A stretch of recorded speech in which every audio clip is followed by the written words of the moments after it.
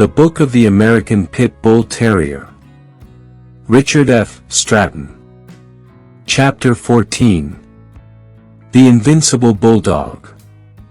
They can because they think they can. Virgil. In the pages of this book I have taken pains to give the readers a peek at the world of dogfighting because I think it is important to know at least a little about it in order fully to understand the breed. A knowledge of the real world of dogfighting gives a new perspective for viewing various ideas on the history of the breed and also for evaluating the incredibly imaginative tales disseminated by various propagandists who view dogfighting as mankind's most vile activity. There is, however, more to the American Pit Bull Terrier than fighting ability. The following articles tell about some of his other activities. Catchy-em and Fetchy-em. Don Livingston. Bloodlines, Journal, May-June 1979. Since subscribing to Bloodlines magazine beginning about a year ago, I have read many interesting articles, and seen some fine APBT specimens. However, I have yet to read an article concerning what this great breed of dog does instinctively, and incomparably to any breed I know of. So I figured it was time for me to share with Bloodlines a little hobby that my APBT, Spike, and I got into a year ago. Spike is almost 5 years old now, and he has lived with me since he was a mere 5 weeks old. The only knowledge I had of the APBT at that time was only what I could manage to find to read, which wasn't much more than an encyclopedia. Needless to say, I had quite an education ahead of me, but I guessed that Spike and I would live and learn together. Spike grew up on St. Simon's Island in southeastern Georgia, where marshland is most prevalent. Inhabiting this marshland, primarily hunted with shotguns or high-powered rifles, is what we know as the wild hog, a very agile, strong, and dangerous game animal. While out driving my car one afternoon, I pulled in behind several fellows in a pickup truck carrying a dog box which had in it an APBT and a large mixed breed bulldog. I noticed them turning off in front of a roadside country store, and curiosity got the best of me, so I followed them. As I approached the dog box, I heard a loud commotion taking place in the truck, obviously coming from an unknown source. I hurried up to the truck to look in and see a tough-looking South Georgia Piney Woods Rooter, wild boar hog, laying there hogtied. Immediately I engaged in conversation with these fellows. It was right then and there that I was introduced to the sport of wild hog hunting with the APBT. They explained to me how they caught the wild boar with their 2 dogs, and that this was a sport they frequently participated in. They went on to tell me that not only was this a very challenging sport, but by catching the hogs alive with the dogs, it enabled them to pen the hog for fattening, an eventual table fare, or to use the hog for marketing purposes. Being an avid hunter anyway, this idea of hunting, taking alive a very dangerous game animal, with such a courageous breed of dog aroused my interest, so that it was just a matter of days before I looked into a reliable source for an APBT puppy. During this deliberation, I discussed with Dan McCrary, a very close hunting buddy, what I had discovered about this sport involving such a fearless dog. Knowing Dan like I did, his immediate and ecstatic interest in this breed of dog did not surprise me. So just like that, Dan and I were searching for APBT puppies together. After doing some research, we discovered the O.L. Hill APBT farm in San Angelo, Texas, which happened to be very reputable. Within a month's time, Dan and I were in Jacksonville, Florida, picking up our puppies from the Jacksonville airport. It was only 2 months later that I tested Spike's catching instincts on a 45-pound pig, which we had tied out in the yard on a 30-foot rope. Within seconds this innocent 3-month-old puppy charged in, caught and held the pig by the ear like a veteran with many years' experience. I knew right away that I had a natural-born catch dog. It has been 5 years since Spike, as a young puppy, caught his first hog in my yard. He has caught many wild hogs in the marshes surrounding St. Simon's Island since that time. Over the years as Spike has matured, I have found, not to my surprise however, that wild hogs are not the only animals, wild or domestic, which activate Spike's instincts, which brings us to the title of this article. A year has passed since Spike and I left St. Simon's Island, and moved to the neighboring state of South Carolina. To this date, I have not found any wild hogs for Spike and me to hunt in our new location, although I understand there are some sparsely scattered about in the swamps. While discussing hog hunting one day with Roy Hudson, a friend and co-worker, he suggested since farming is the primary industry in this area, that I should divert Spike's instinctive abilities toward assisting farmers with stray or runaway livestock. From this suggestion of Roy's came the idea of Catch M and Fetch M, which not only is a sport and hobby to Spike and myself, but also a very helpful and friendly service for local farmers. Catch M and Fetch M has been in existence now for about 1 year, and has been a lot of fun for Spike and myself. We have gotten numerous calls from farmers with livestock problems, whether it be strays that take up inhabitants in neighboring swamps in which man cannot get close enough to catch himself, or an ornery old boar hog or bull which refuses to load up at market time. So far Spike's biggest and most exciting catch was a 2,600-pound Charlotte bull. It was tough, but Spike got the job done. For some reason a bull, even as large as this, does not like a 65-pound APBT hanging on his tender nose, the results being this massive beast dropping to his knees in surrender, then it's loading time. All of you who own an APBT already know how competitive this great breed of dog is. Don't be hesitant in letting your APBT demonstrate this competitive spirit and ability, should the situation ever arise, towards a worthy experience such as I have done with Spike. Schutzhund Dog, Protection Dog. Ralph Greenwood. Pit Bull Gazette, Volume 1 Number 4.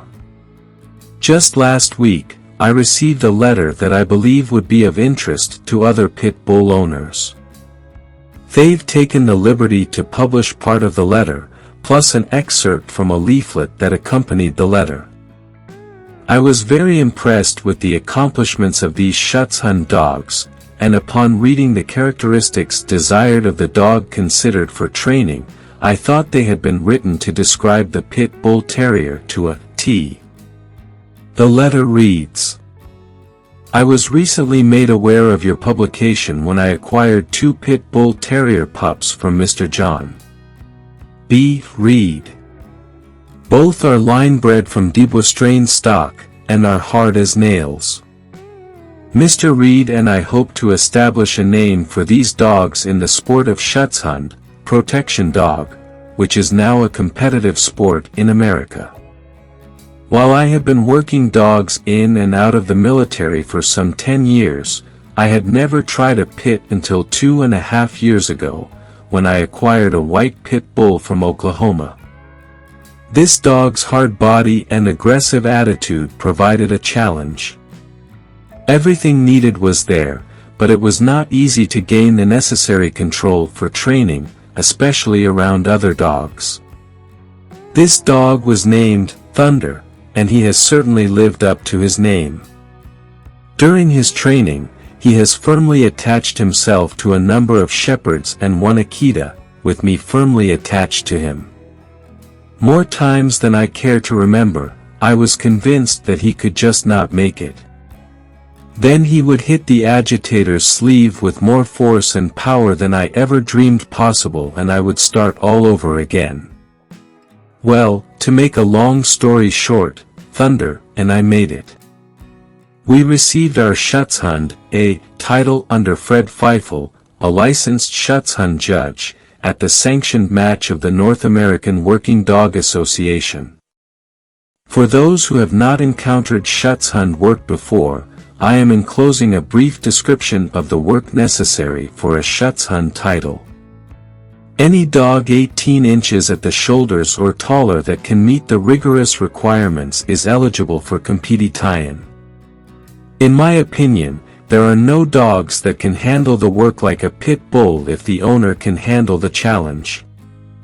Yours truly, Caleb S. Douglas, President, American Obedience Dog Club. A portion of the enclosed leaflet is as follows. Schutzhund training is not for every trainer, nor for every dog. It is for the few dedicated sportsmen who want to take their dogs beyond the usual obedience routine.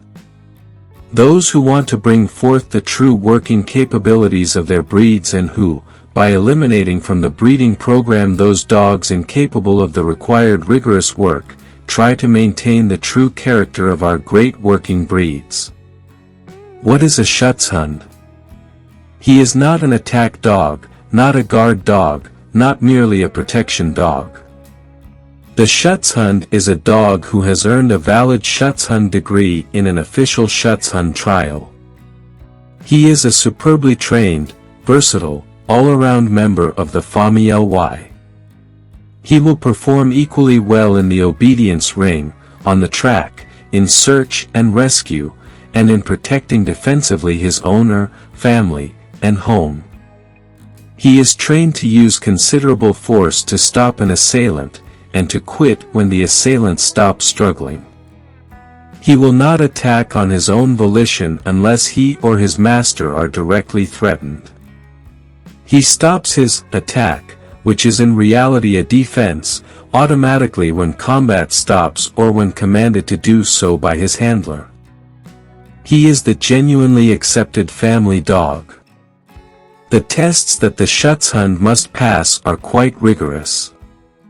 For instance, the dog must follow his owner's track, aged at least half an hour, for at least 440 yards, with at least 2 turns and 2 objects to be retrieved. The obedience portion of the trial consists of on-leash and off-leash heeling with gun shots being fired during the off-lead heeling, the usual stands, down, sits, some of them performed with the handler never stopping his movement, a send-away of at least 75 feet, the recall, retrieving over a 40-inch hurdle, and a long down with the handler approximately 150 feet away from the dog with his back turned to the dog. This long down lasts through the entire obedience exam of the next dog, including the firing of the gunshots. The man work, protection work, consists of quartering from blind to blind, finding the decoy, barking at the decoy but not touching him. At the command of the handler, the dog will go heel. The dog is led away while the decoy goes into a different hiding place. After the decoy is in his hiding place, handler and dog walk at heel, off lead, towards the hiding place. At about 20 feet distance, the decoy will jump out of hiding and try to attack the handler. The dog must go into action immediately without hesitation, keeping the attacker off his owner/handler. Following this test there is a courage test in which the dog is sent after his fleeing attacker. Just before the dog reaches him, the decoy turns and tries to drive the dog off the field. This action takes place approximately 150 feet away from the handler. The dog is completely on his own, and now he must display the native courage to move in and stop the attacker by seizing the protected arm. Since the origin of Schutzhund training is in Europe, let us quickly examine the history and results of this training for dogs in Europe. At the turn of the century, the forerunner of the German Working Dog Association set the standard for police and working dogs, paying particular attention to the dog's character and his service to man. Its fundamentals are temperament, courage, protection drive, fighting drive, toughness, sharpness, responsiveness, absence of fear, flight reflex, eagerness to please. In this context, temperament is just one ingredient of character. The Schutzhund trial tests all the ingredients of character mentioned. NASA, the North American Working Dog Association, is a non-profit organization, standardizing Schutzhund training and sanctioning trials. As a sport, NASA, as of this writing, divorced themselves completely from any commercialism, abhorring the incomplete and unfair training of the so-called guard dog or even the idiotic idea of the attack dog. It is the dog and the sport that counts. Pit bulls are where you find them. Fred Nemiroff. Pure Bull Gazette, February 1979. Here in New York, the Alaskan Malamute Club of Staten Island, the Siberian Husky Club of Staten Island, as well as the Malamute Club of Long Island, all hold weight-pulling contests during the winter. A good friend of mine has a team of Malamutes that have grown up with my pit bull, Scarlet. They played as pups, and because they got along so well, my friend suggested that we try running Scarlet in the team. That is how I got started in the sport. The first thing I had to do was get her used to a harness. I raised her as my house dog, so she was used to walking on a lead. I mean pulling on a lead. All I did was start walking her with the harness instead of her collar. Next, I had to get her used to pulling weight behind her. I hooked her up to an old car tire and away she went. She needed very little encouragement. An old car tire is the best way to start a dog because it is dead weight, and if the dog stops pulling, the tire won't catch up to the dog and hit him from the rear and startle him. Next, I filled a kitty cart, little red wagon, up with any weight I could find.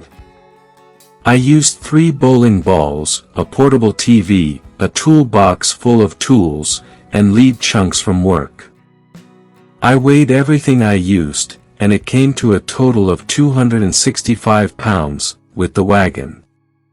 This looked like a good starting test. With everything loaded into my car, off to the park I went to try Scarlet out.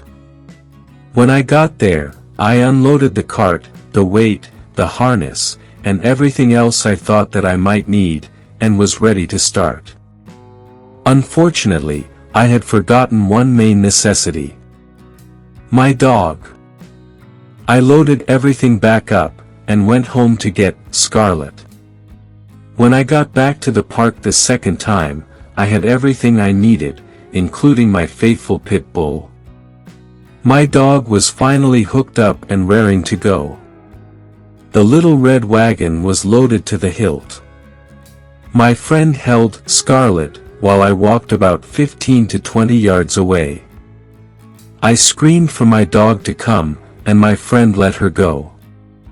At first she couldn't move it, so by instinct, she backed up and ran forward with all her speed. When she got to the end of the lead, it was like hitting a brick wall.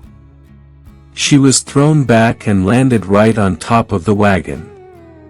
It looked like she was watching the portable TV that I was using for weight. So her spirit wouldn't be broken, I removed one bowling ball and hooked her up again. I called her, and this time she got it rolling.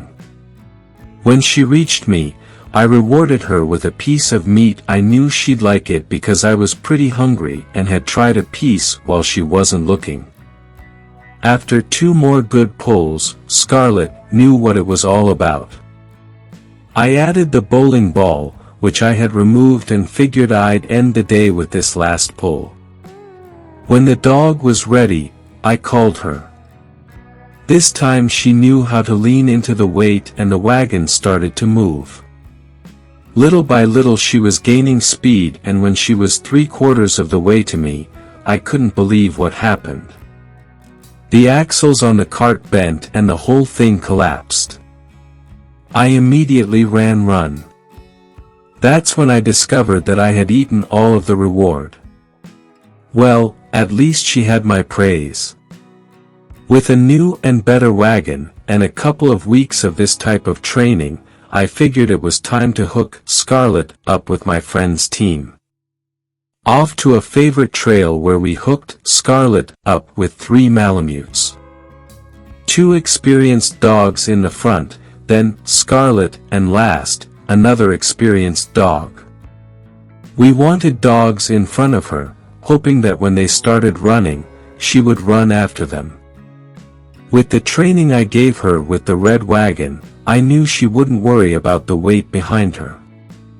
We had the last dog behind her so she wouldn't be right next to the cart, and be spooked by the noise. My friend drove the cart and I ran in front so Scarlet could see me. The brake was released and they were off.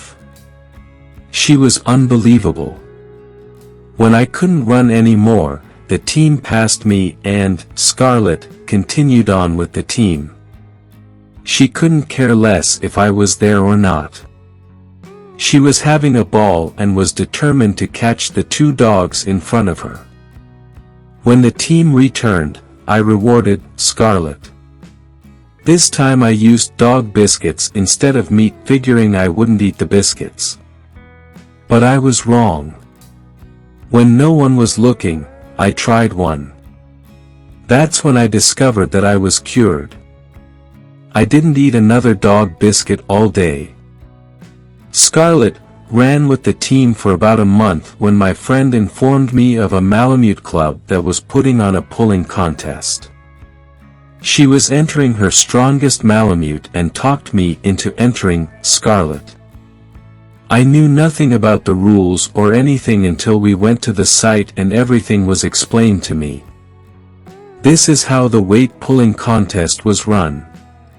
If your dog has never pulled in a contest before, it costs $1 to qualify. If your dog qualifies, it costs another $1 to enter the contest. In order to qualify, your dog must pull the empty cart 15 yards from a standing start. The empty cart is made of steel and weighs 95 IBS. There are 4 weight classes. Lightweight up to 60 IBS. Middleweight, 61 to 85 IBS. Heavyweight, 86 to 125 IBS. Super heavyweights, 125 IBS. And over. After the qualifying runs, the contest begins. The first run was at 140 IBS. If the dog pulls at the 15 yards in 90 seconds or less, he qualifies for the next round when more weight is added. If a dog fails at a certain weight, that weight is recorded along with the time it took him to pull the heaviest load he did pull. This is done in case 2 dogs fail at the same weight. The dog who pulled the last load fastest is the winner. If your dog fails at a given weight and another dog succeeds at that weight, your dog is eliminated from the contest. Your dog competes only against dogs in his weight class. The runway is between 2 fences with the front wheel of the cart sitting on the starting line. When the front wheel touches the finish line, your dog has succeeded. A weight pulling harness is used, supplied by the club, or you can use your own. This type of harness has a separator at the back which is behind the dog's back legs and tail.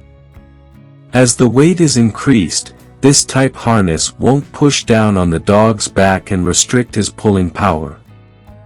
The owner of the dog must stand behind the finish line at all times, but can bait his dog with food, calling, or anything he wishes but a bitch in heat. Remember that this is a fun meet and the rules are a lot stricter at official contests. No dogs are allowed behind the starting line while a dog is pulling. Well, enough with the rules. This is how it went with Scarlett in her first contest. She was 11 months old and was 41 IBS. This put her in the lightweight class against 3 Siberian Huskies and 1 Samoyed. She qualified with ease. 140 pounds. 180 pounds, 2 Siberians were eliminated. Scarlett pulled good, but 1 Siberian male, 52 pounds, pulled the weight faster. 220 IBS. 260 IBS. Samoyed eliminated. Siberian pulled good but struggled to get load started. Same thing with Scarlett. Siberian still faster. Siberian couldn't move load and sat on line for 90 seconds. For 45 seconds, Scarlett couldn't get load moving, but she never stopped trying and finally got the thing going. The contest is on grass and dirt, and the wheels have a tendency to dig a rut as more weight is put on the cart. I kept encouraging her, knowing that if she kept it going she would make it to the finish. I was so hyped up that I started chewing on the bait. Scarlett made it to the end and won first prize in the lightweight division. She was the smallest dog there, and everyone was so glad that she made it that they applauded her. As she got older, I entered her in many more contests.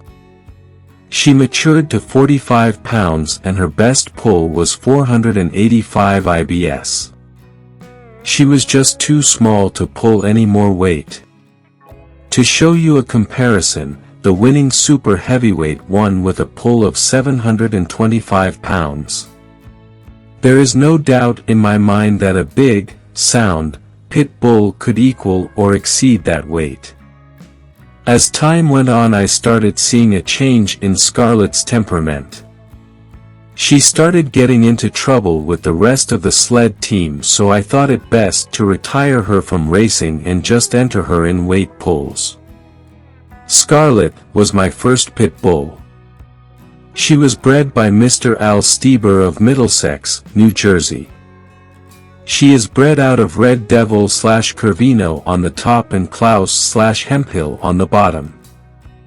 I've had a lot of fun with Scarlett at the weight pulls, and it is definitely another useful way to exercise and enjoy a pit bull. I have taken the trouble to include these articles in order to demonstrate the versatility of the breed. This may seem at cross purposes to my other writings, as readers may recall that I earlier went to great pains to make the point that there was no such thing as an all-purpose dog.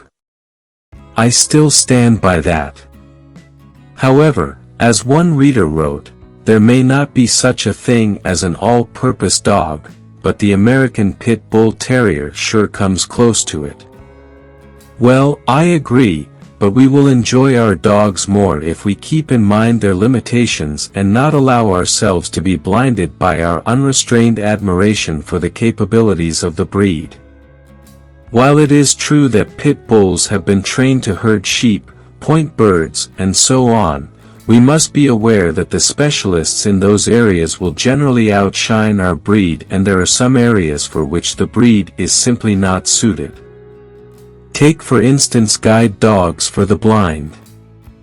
There is just no way that our dogs are going to excel in this area. Oh, sure, they will do well in training. In fact, as I recall, there was a sort of aptitude test for guide dogs that is given young pups, and the single most important indicator was whether or not a pup would retrieve a ball. Now, of all the pit bull pups I have raised, I can't recall any that didn't automatically retrieve a ball thrown for them. I can remember smiling wryly and stating that they were good guide dog candidates. So what is the fatal drawback? Simply that when a pit bull sees another dog, in his delicious delirium, he will forget about his guide dog duties and his poor blind master will be in for a wild ride. It is simply a case of one behavior overriding another. Clarence Pfaffenberger in his great little book The New Knowledge of Dog Behavior tells of retrievers being trained for sniffing out mines during World War II. Retrievers, because of their tractability and excellent noses, would have been my choice, too, for this type of work. However, at least some turned out not to be suitable. When live gunfire was sprayed over dogs and people crawling through a planted mine field to simulate combat conditions, a seagull was hit and downed. The fall of the fluttering bird was too much for an Irish water spaniel. He jerked free of his handler, ran pell-mell through the mine field and fetched his prize proudly back. If the mines had been live, of course, the dog and several people could have been killed. Such an overpowering urge to retrieve feathered prey would not interfere with a guide dog, however, because it would be a very uncommon thing for a bird to fall in the path of any typical person. Dogs, however, are not rare, and that makes the majority of pit bulls unsuitable as guide dogs. However, no retriever, or any other breed for that matter, could do some of the amazing things of which the pit bull is capable. So we have no apology to make for our breed. It is unique and it commands respect no matter how grudgingly given. The breed is worth owning and worth defending. No potential owner should be discouraged from taking up the breed by anything I have said in this book. I have told about my misadventures in the legal system to demonstrate the folly of foolish felonies and the unreasonable stance taken by the animal welfare lunatics.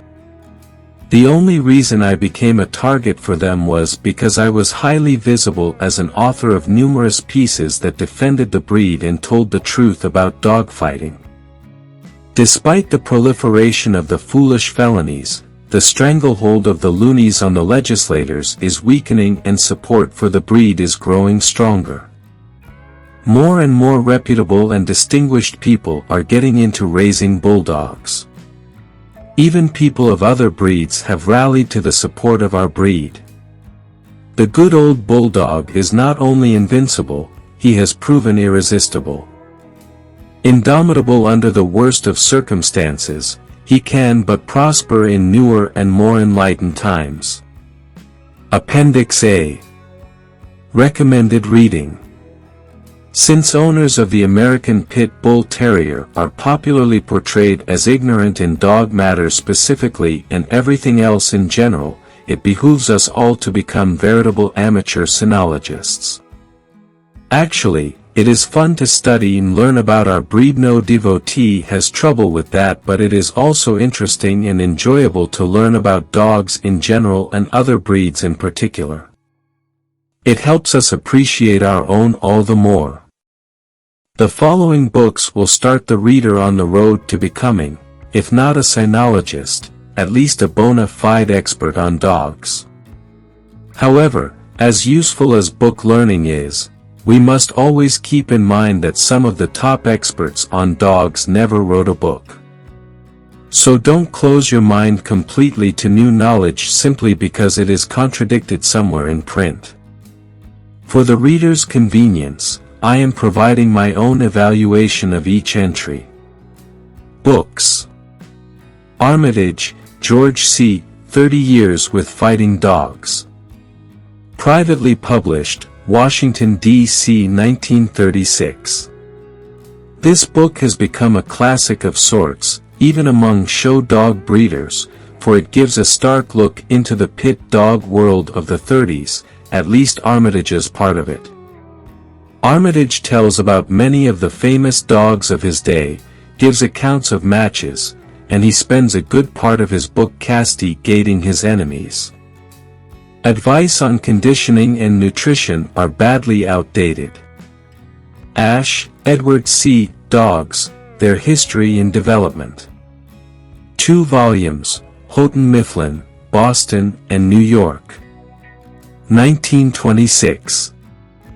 Although published long ago, this is a classic work that is valuable reading for the serious student of dogs. Colby, Joseph L. The American Pit Bull Terrier. Privately published, Sacramento, 1936. Written by one of John P. Colby's sons, this little book contains many old photographs of dogs from the Colby line and gives accounts of matches of several dogs. It contains articles by other dog men, 2 including an article on the breed by the founder of the United Kennel Club. Davis, Henry P. Editor. The New Dog Encyclopedia. Galahad Books, New York, 1970. The best reasonably priced dog encyclopedia available, it gives information on the American Kennel Club show breeds and their show standards, but, unlike other so-called complete dog books, it does not pretend that there are no other breeds outside that body's recognition. In fact, it gives information on such things as tree hounds and border collies. It also gives a history of the United Kennel Club and the American Field Registry. It also has sections on field trials of various types, i.e. pointing dogs, retrievers, hounds, water races, and herding dog trials, sections on diseases and parasites, and information on training Denlinger, Milo G. The Complete Pit Bull or Staffordshire Terrier. Denlingers, Washington, D.C., 1948. This book consists of a compilation of articles derived from old Bloodlines magazines, from old books on the Staffordshire Bull Terrier, and from works on the American Staffordshire Terrier, as well as other sources. It can be confusing to beginners, but it contains many old photographs, articles on matches, especially the old classic ones, and it contains historically significant old woodcuts and paintings. Despite all its faults, it was a quality book, excellently bound with good paper and high-quality photographs. It is now a collector's item, and the last price list I saw carried it at $200 a copy. Eberhard, Ernest. The New Complete Bull Terrier Howell Book House Incorporated, New York, 1971. A typical breed book, but of good quality, for those who want to learn about a breed that is often confused with ours. Fox, Richard K. The Dog Pit. Police Gazette Publishers, New York, circa 1910. This book was written by the editor of the Police Gazette magazine. To view this book in perspective, it is important for the reader to know that the Police Gazette was a combination National Enquirer Playboy Sports Illustrated of its times. Actually, I can't think of a comparable publication now. It covered many illegal sports of that time including boxing, wrestling, cockfighting, and dog fighting. So this book should by no means be considered an authoritative breed book, for it is full of much hogwash. The stories about fights between bulldogs and bobbies and monkeys, etc., are probably all fabrications. It is an interesting book, though, and it contains drawings of such famous old dogs as Cincinnati Paddy and Crib. It also contains the Police Gazette rules for a pit contest. Glass, Eugene. The Sporting Bull Terrier. Privately published, Battle Creek, 1910. Mr. Glass was the editor of a pit dog magazine of that time called The Dog Fancier. It contains rules, a keep, instructions for building a kennel, and information on the use of training devices. What is amazing is the tremendous amount of misinformation that is contained in the book. 2 examples will suffice. For the spring pole, it is suggested that a coonskin be used as the part for the dog to grasp and hang from. Now any dog man who has ever tried a coon hide for this purpose knows that it very quickly disintegrates. The author also talks about the white show bull terrier as though it were just a fancy show version of the pit bulldog and just as game. Ridiculous on both counts. Little, Dr. Clarence C. Inheritance of Coat Color in Dogs. Comstock Publishing Company of Cornell University Press, Ithaca, New York, 1957. The classic work in this area. Maffei, Frederick. The Life of Humbug. Manor Books Incorporated, New York, 1979. This is a fiction book, but it is written by a knowledgeable dog man and contains much information on pit dogs. Meeks, Jack. Memoirs of the Pit. Privately published by Pete Sparks. Stark, Florida, 1974. Although this book was published in 1974, the manuscript was actually compiled in the mid-30s, so it is of interest historically. Onscott, Kyle. The New Art of Breeding Better Dogs. Howell Book House Incorporated, New York, 1973. A very thorough treatise on the subject. It puts the bugaboos of inbreeding to rest. Pfaffenberger, Clarence. The New Knowledge of Dog Behavior. Howell Book House Incorporated, New York, 1963. This easy-to-read book gives out fairly technical knowledge on dogs in a very palatable manner. It dispels much nonsense about dog behavior and inbreeding. It deals with the training of dogs for various tasks, but primarily for the training, and selective breeding, of guide dogs for the blind. Pierce, Reverend Thomas. The Dog. Castle and Company. London. 1892.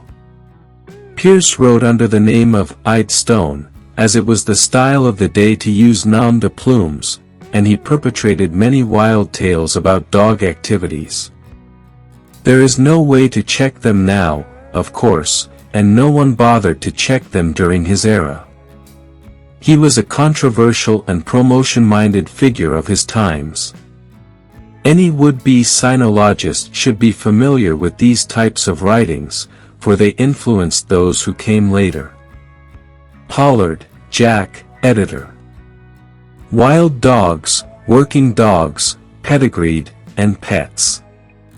Lansdowne Press Limited, Melbourne, 1968. This book is a compilation of numerous writings that appeared in magazines and newspapers in Australia and New Zealand clear back to the last century. Much of the writing concerns herding dogs and hunting dogs, but there is one section on fighting dogs, Dogfight in Botany Bay, in which the reporter pooh-poohs the idea of cruelty in dogfighting, as fighting is the breath of life to them. In addition to some very fine writings, the book is a treasure trove of historic pictures, but unfortunately not of bulldogs. Scott, John Paul and John L. Fuller. The Genetic Basis of Dog Behavior. University of Chicago Press, Chicago and London, 1965. Hewitt, William and E. J. Lewis. The Dog. Levitt and Allen, New York, 1846. This is an American edition of a book that was originally published in London by Hewitt in 1845. Any editions of this work are rare and hard to find, so the reader may have to resort to a library search and obtain it on either Xerox copies or microfilm. Young, Stanley Paul. The Wolf in North American History. Caxton Printers, Caldwell, Idaho, 1946. No one of his time knew wolves and coyotes better than Young, Stanley Paul. The Clever Coyote. Caxton Printers, Caldwell, Idaho. 1946. Periodicals. American Field Weekly.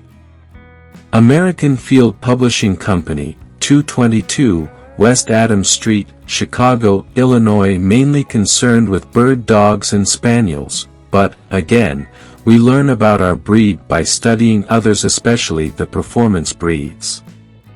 The Field Dog Stud Book is a highly respected registry, and many field men utilize this registry only, in order to stay away from the AKC show stock. Animal Behavior. Bellier Tyndall, 7 and 8, Henrietta Street, Covent Garden, London WC2E, 8QE. This is a highly respected journal with technical articles on behavior of all animal species. For the serious cynologist. Bloodlines Coonhound Journal. United Kennel Club, 321, West Cedar Street, Kalamazoo, Michigan. The Coonhounds are the bulwark of the UKC now, with many field trials and conformation shows being much larger than the AKC dog shows or field trials. Bloodlines Journal. United Kennel Club, 321, West Cedar Street, Kalamazoo, Michigan. This magazine carries a section on the American Pit Bull Terrier in the back. They used to be featured in the front, but the UKC is very touchy about being connected with dog fighting. Consequently, many APBT fanciers are embittered about the extreme stance taken by the United Kennel Club, e.g. Bloodlines will not take advertisements for treadmills while Dog World does. Ironically, if the humane-oriented groups ever thought they had disposed of dog fighting, the hound people would most likely be their next target. Dog World. Judy Berner Publishing Company, 469, Ohio Street, Chicago, IIL. Mainly concerned with show dogs, it occasionally published articles on show breeds with histories, dating back to the pharaohs, that smack more of a lively imagination than scientific research. It generally contains some articles of general interest. The Field. The Field, 8, Stratton Street, London W1, England.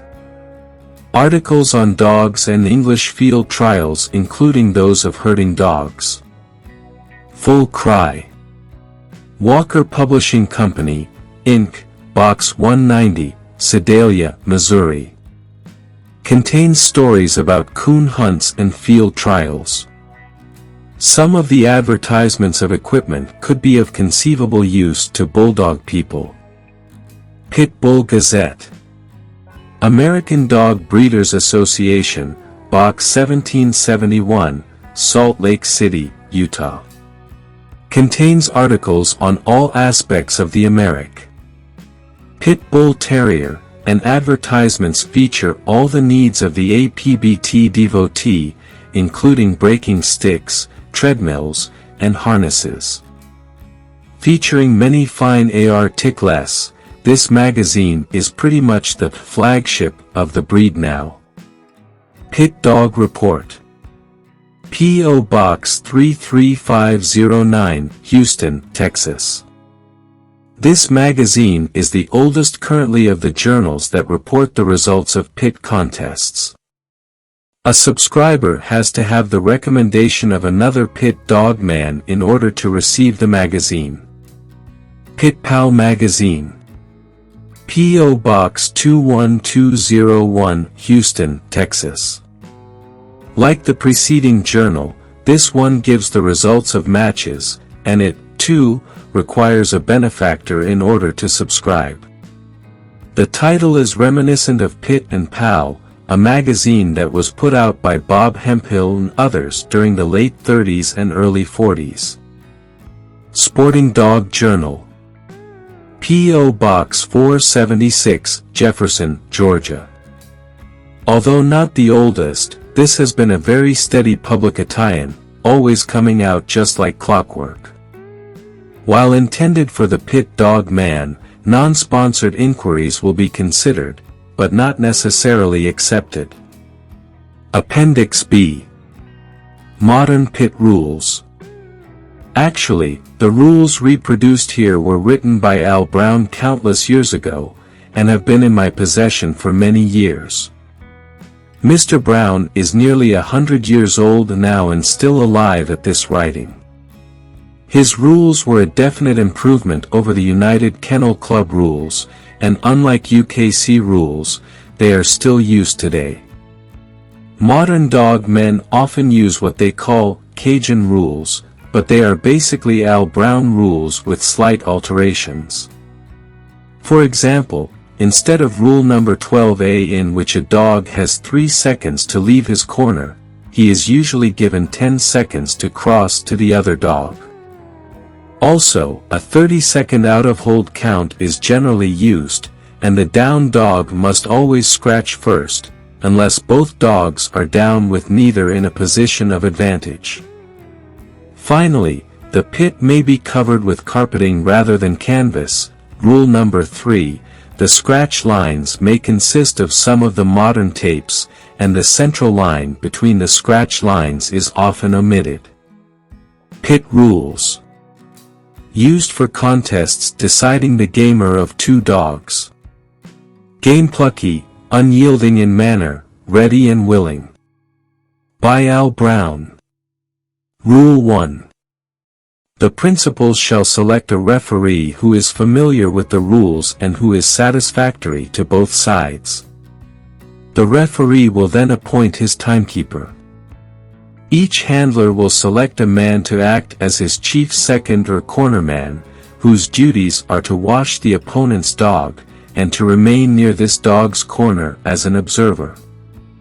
Rule 2.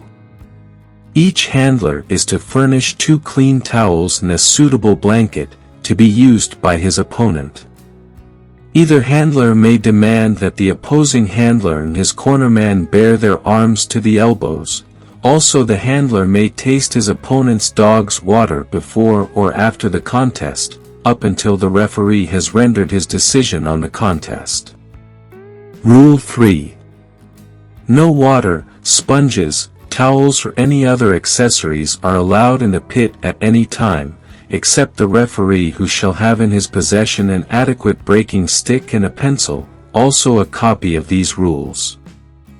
The pit shall not be less than 14 feet each way, whenever possible, with sides 30 inches high, with a canvas-covered floor, upon which has been painted or chalked on, 12.5 feet apart, and with a center line halfway between the scratch lines. Rule 4. The referee shall toss a coin to be called by the handlers. The winner of the toss shall decide which dog shall be washed first and also have the choice of corners. Rule 5. The dogs shall be washed at pit side, in warm water and some approved washing powders, and then rinsed. The first dog to be washed shall be brought in and held in the tub by his handler, and washed by the opposing cornerman. When pronounced clean by the referee, the dog shall be rinsed clean in a separate tub of warm water and toweled dry as possible, then wrapped in a blanket provided and carried to his appointed corner by his handler and accompanied by the man who washed him. These are the only 2 persons allowed near this dog until the dogs are let go. The other dog shall now be brought in and held in the tub by his handler and washed, in the same water, by the opposing cornerman. When this dog is pronounced clean by the referee and rinsed clean and toweled dry, he shall then be carried to his corner by his handler and accompanied by the man who washed him. Rule 6. The referee shall now ask, "Are both corners ready?" If so, corner man, out of the pit. The timekeeper shall note the time and write it down for future reference. Rule 7. Any dog who jumps the pit is automatically the loser of the contest and no scratches are necessary, and no dog is required or allowed to scratch to a dead dog. The live dog is the winner. Rule 8. Should either dog become fanged, the referee shall instruct the handlers to take hold of their dogs and to hold them still so the handler can try to unfang his dog. If this isn't possible, the referee shall separate the dogs with the proper breaking stick and then unfang the dog, using a pencil. The referee will then order the handlers to set their dogs down near the center of the pit and approximately 2 feet apart. The referee will then order, "Let go." This in no way constitutes a turn or a handle and has no bearing on the future scratches. Rule 9. This is to be a fair scratch-in-turn contest until the dogs quit fighting, then Rule 13 shall take over. The first dog to turn must scratch first, thereafter they are to scratch alternately, regardless of which dog turns, until one dog fails to scratch and thereby loses the contest. Rule 10. To be a fair turn, the dog accused of turning must turn his head and shoulders and his front feet away from the opponent and regardless of whether or not the dogs are otherwise touching. Rule 11. The referee shall call all turns, although either handler may ask for a turn on either dog. If the referee rules there has been a turn, he will instruct the handlers to pick up free OF holds as soon as possible, and should either dog accidentally get a hold again, the handlers shall set the dogs down immediately and make a continued effort to pick up the dogs, free of holds. When picked up, the dogs must be taken to their respective corners and faced away from their opponent. The timekeeper shall note the time and take up the count, not out loud, and also the referee shall notify the handler whose dog must scratch. Rule 12. At 25 seconds, the timekeeper shall call out, "Get ready." At these instructions each handler must toe his scratch line and face his dog toward his opponent with his dog's head and shoulders showing fair from between his handler's legs, and the dog's 4 feet on the canvas floor. At the 30 seconds, the timekeeper calls out, "Let go," and the handler whose dog must scratch must instantly take his hands away from all contact with his dog and also release all leg pressure from against his dog's body. And the dog must instantly start across and the handler must remain behind his scratch line until his dog has completed his scratch or the referee has ruled upon it. There is no time limit on the time required to complete this scratch.